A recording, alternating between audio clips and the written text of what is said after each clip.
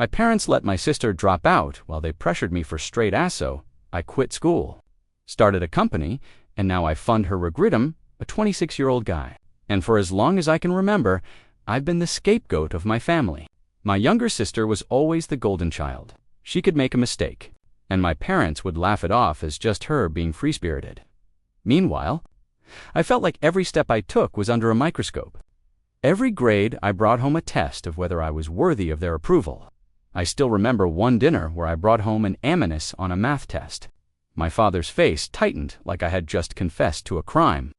"Why couldn't you get an A+?" he demanded, slamming his fork down. My mom sighed, muttering, "You really need to apply yourself if you want to make something of yourself." Then minutes later, my sister casually mentioned she'd barely scraped by with a C in English. My parents smiled and said, "Well, at least you passed, honey. That's all that matters." The humiliation burned in my chest. I stared at my plate, pushing peas around, pretending I didn't care, but inside I was screaming. How could they not see the difference? How could they not notice that I was breaking myself to meet their standards while she coasted without even trying? The house itself seemed to echo the imbalance, my room cluttered with textbooks and sticky notes, hers decorated with fairy lights and laughter. I could hear her music thumping through the walls while I sat hunched over my desk, highlighter in hand, trying to block out the sound. Sometimes she'd peek her head in and smirk. "Don't study too hard, nerd. Mom already loves me more." She meant it as a joke, but every time, it felt like she was voicing the truth I was too scared to admit, deep down. I started to wonder if I was just wasting my life chasing approval I'd never get by the time I was in high school. The double standard wasn't just obvious, it was suffocating. My sister decided she was done with school. She skipped classes, failed her exams, and finally told my parents she wanted to drop out. I braced myself for the explosion, the yelling, the disappointment I knew I would have faced if it were me. But instead, I watched them nod sympathetically. "She's just following her heart," my mom said softly, brushing my sister's hair out of her face.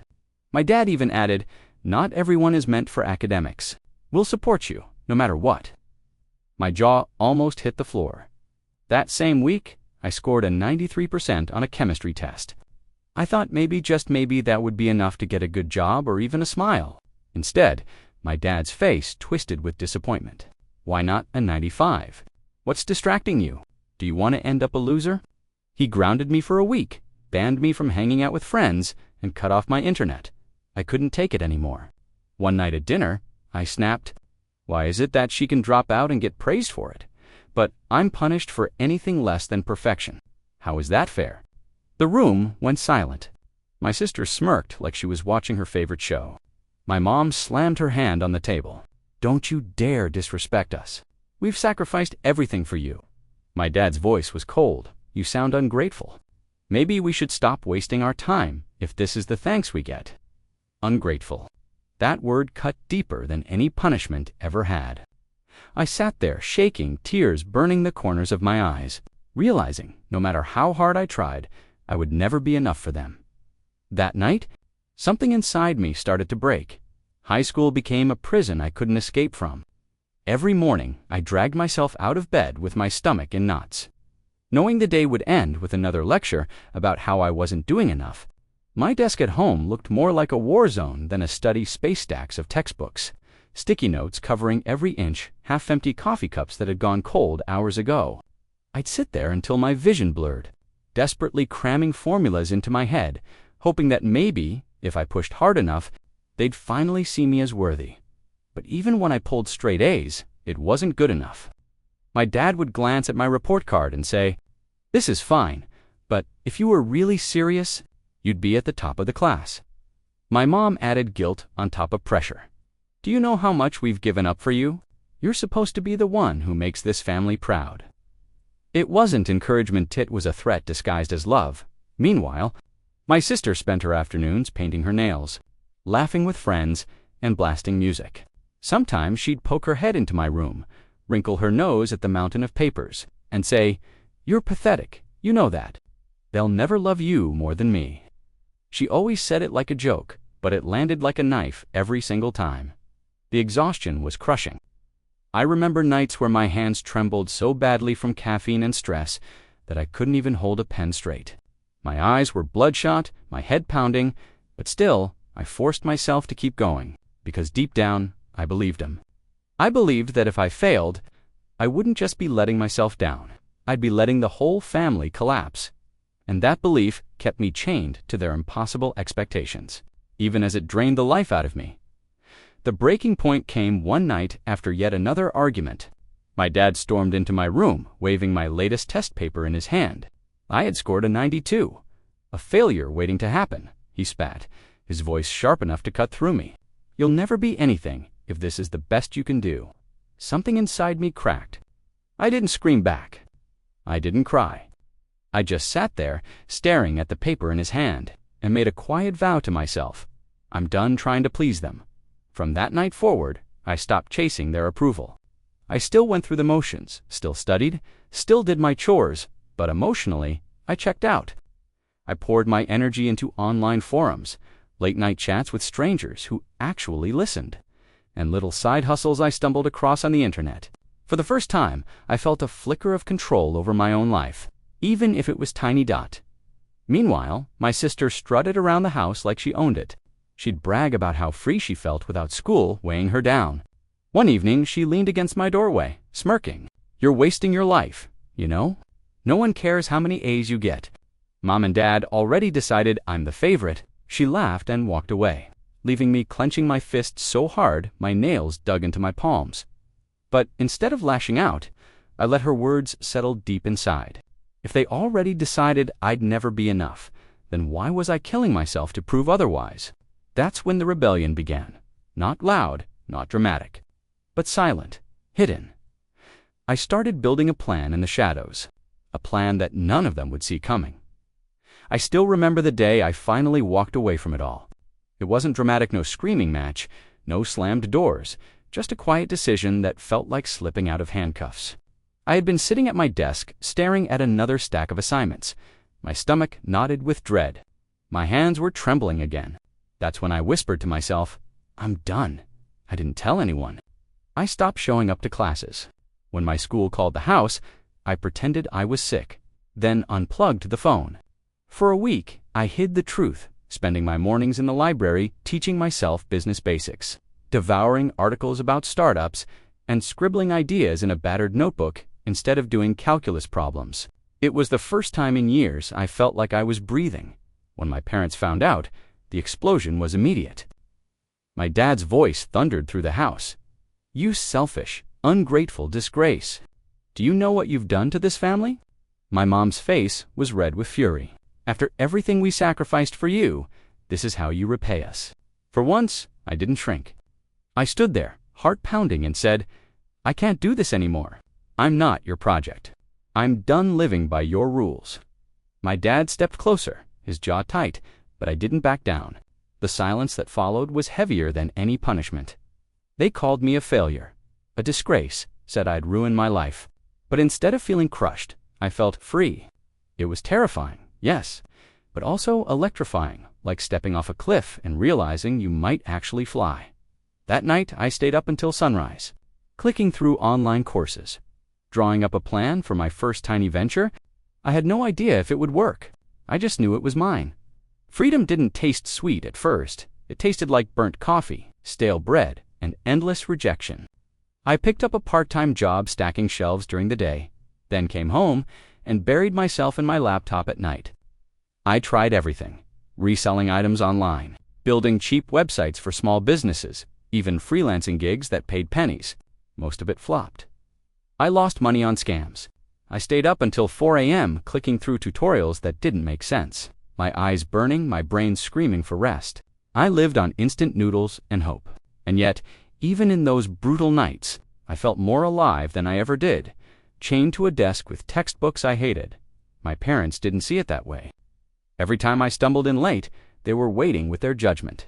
My mom's voice dripped with venom. You're throwing your life away. My dad would scoff, shaking his head. You'll come crawling back when this fantasy falls apart. Their words echoed in my ears, slicing through my fragile confidence. My sister, of course, joined in. She'd laugh when I told her about my ideas. Running a business? Please. You can barely run your own life. Her smirk made me want to scream, but instead, I swallowed it down and went back to my laptop. I kept pushing. I forced myself to treat every failure like a lesson instead of a death sentence. I started keeping notebooks filled with mistakes, so I wouldn't repeat them. Slowly, painfully, the pieces began to click together. But in those early months, it felt like I was drowning in darkness, with no guarantee there'd ever be light. I didn't notice it at first, but something began to shift. After months of failures, one of my cold emails actually worked. A small local shop agreed to pay me to build their website. It wasn't much, just a few $100s, but when I saw that first payment land in my account, my chest tightened like I was about to cry. For the first time, someone was paying me for what I created, not for following rules I hated. I remember sitting in my cramped room, the glow of my laptop painting the walls blue, staring at the number on my screen. My hands shook. It wasn't just money, it was proof I wasn't a failure. I whispered to myself, "You can actually do this." Then more came. That shop recommended me to another, and suddenly I had 3 clients. I was running on little sleep, bouncing between work shifts and building sites, but for the first time, the exhaustion felt worth it. When I told my parents, the reaction was predictable. My dad narrowed his eyes. "Don't get ahead of yourself. This won't last," my mom added. "Just remember, you could have been in college by now." Their words stung, but not enough to drown the fire inside me. My sister laughed outright when she overheard. "So you made a few bucks. Big deal. Call me when you're a millionaire." Her smirk lingered in my mind, but this time it didn't crush me. If anything, it fueled me. Because that week, for the first time ever, I deposited more money than my dad's paycheck. Sitting in the bank, the air-conditioned lobby, cold against my skin, I held that receipt like it was a weapon. I knew the tables were starting to turn, and they weren't ready for it. It didn't take long for my parents to notice the changes. I was coming home later, sometimes with new clothes, sometimes with food I'd actually bought myself. My dad started asking pointed questions at the dinner table. "So, how much are you really making from this little project of yours?" His tone wasn't curious, it was calculating. My mom chimed in one night, her eyes narrowing. "We always believed you'd make something of yourself. Maybe it's time you gave back. Your sister needs help, and the family has bills." The hypocrisy made my blood boil. For years, they mocked me, called me a failure, said I was ruining my life. Now that I was finally building something, suddenly they wanted a piece of it. I clenched my fork so tightly, I thought it might snap. "I'm not here to bankroll your mistakes," I said quietly, my voice trembling more from rage than fear. My dad's face turned red instantly. "Watch your mouth. We sacrificed everything for you." I couldn't hold back anymore. "Sacrificed. You tore me down every chance you got.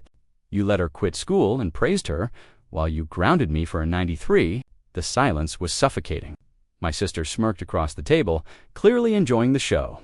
She leaned back in her chair and said, "Face it too, wouldn't even be here without them. You owe them."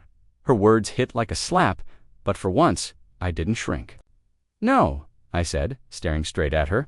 "I don't owe anyone in this house a damn thing." The tension was electric, the kind that makes the air feel heavy, like a storm about to break. I walked away that night, but I knew the war in this family had only just begun. It happened on a rainy evening, the kind where the sky feels like it's pressing down on you. I had just come back from a long day of juggling client calls when my sister cornered me in the living room. She didn't even bother with small talk. "I need money," she said flatly, arms crossed. "You've got plenty now. Family helps family." My chest tightened. "I'm not your safety net," I replied, trying to keep my voice steady. "You chose your path. You laughed at me for working. Why should I bail you out now?" Her eyes narrowed. "Because that's what good brothers do. Or are you too selfish to care?" The words stung. But before I could answer, my parents entered. My mom immediately took her side. "She's your sister. Stop being cruel. If you really cared about this family, you'd help." I felt the ground slip beneath me. "Cruel?" I asked, my voice breaking. "After everything, after years of being treated like nothing, she quit school, she wastes time, and you celebrate her. I kill myself to achieve, and it's never enough. Now you want my money too?" That's when my mom's face hardened in a way I'll never forget. She looked straight at me and said, "We wish you had half your sister's heart." The sentence ripped through me. I stood there, frozen raindrops tapping the window behind me, my throat burning as if I'd swallowed glass. My dad didn't say a word, just shook his head in disappointment. My sister smirked, victorious. That night, I locked myself in my room and broke down. For the first time in years, I sobbed uncontrollably, my body shaking. I had money, I had success, but in that moment, I felt utterly alone. It was the lowest point I had ever reached. I woke up the next morning feeling hollow, my eyes swollen from the night before. Something inside me had shifted. Their words didn't just hurt, they clarified everything. I realized I would never win their love by sacrificing myself. I could either keep bleeding for their approval or build a life where their opinions no longer mattered. So, I threw myself into my work with a new kind of focus. I cut out every distraction, deleted social media, stopped answering my sister's texts, even moved my desk to face the window so I wouldn't have to look at the door when they came to criticize me. My room became my command center, 2 monitors glowing through the night, whiteboards filled with client names, contracts pinned up like trophies. The more they tried to pull me back, the stronger my resolve grew. My dad knocked on my door one evening. "You're shutting out your family," he warned. I didn't even look up from my laptop. "I'm protecting myself," I said. My mom called me cold, said I was letting success poison my heart, but I knew better now. It wasn't poison. It was freedom.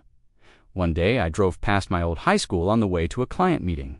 The building loomed gray and familiar, and for a moment, memories flooded back. Nights hunched over textbooks, trembling hands, endless lectures about not being good enough. But instead of shame, I felt a strange lightness. That kid was gone. I reinvested every dime into my business, hired 2 part-time employees, and signed my biggest contract yet. I was no longer just surviving. I was thriving. And for the first time, I didn't crave my parents' applause. Still, I knew this new life would soon collide with the old one. It was years later when the knock came, soft, hesitant, almost desperate. I opened the door to find my sister standing there, nothing like the smug girl who once mocked me. Her makeup was smudged, her clothes worn thin, and her eyes had that hollow look of someone who'd been running from reality for too long. "I need to talk," she whispered. We sat at my kitchen table, the hum of the refrigerator filling the silence. She twisted her hands together before finally blurting, "I messed up. I thought life would be easy.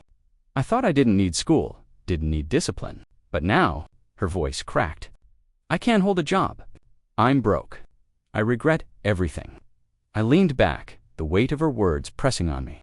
This was the same sister who once laughed at my exhaustion, who mocked me for dreaming bigger. Now she was staring at me with eyes full of regret. Then came the question I knew was coming. "Can you help me out? Just until I get back on my feet." My chest tightened.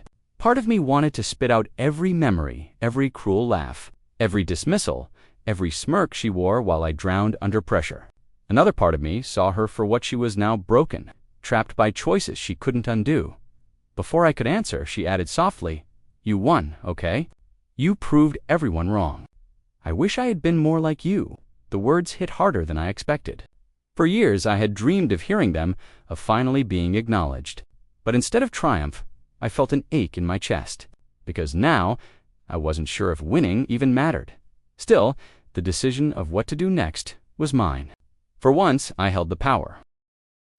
I looked at my sister across the table, her eyes rimmed red, her hands trembling as she waited for my answer. For years, I had imagined this moment, me successful, her broken, our parents forced to watch the roles reverse. I thought it would feel like victory, like revenge. But sitting there, it didn't feel triumphant. It just felt heavy. "I don't owe you anything," I said finally, my voice steady. "For years, I begged for love and respect from this family and got nothing. You mocked me. Mom and Dad tore me apart for every mistake while praising you for quitting. And now you come here asking me to save you?" Her lips quivered. "I know," she whispered. "I know I don't deserve it. I don't know where else to go."